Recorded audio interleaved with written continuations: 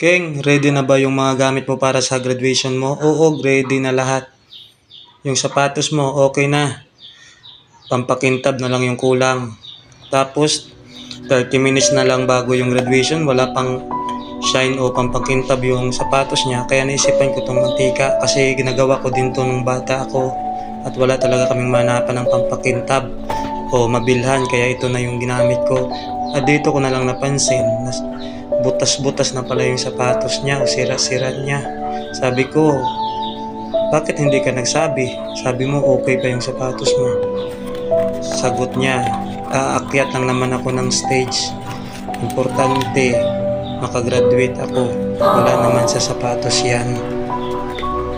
Bigla na lang ako natahimik at ginawan ko na lang ng paraan.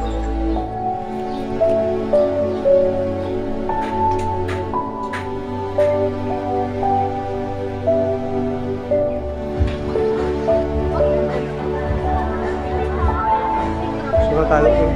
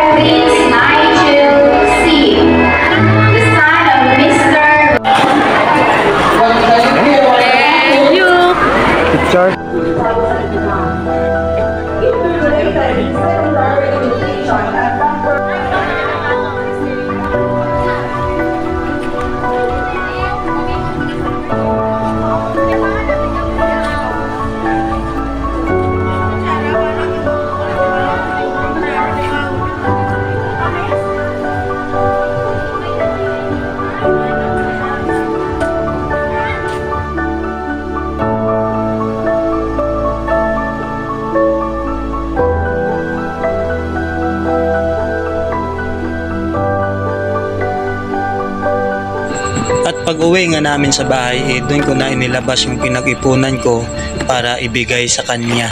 Bali, ito na yung regalo ko sa kanya. Alin? Wow! Bukse, bubuan!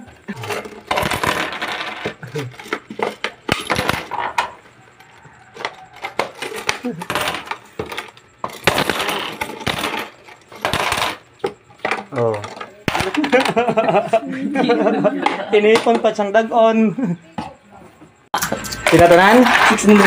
670. 670, oh. Tinipon ko pa ron na. Oh. Mga 670.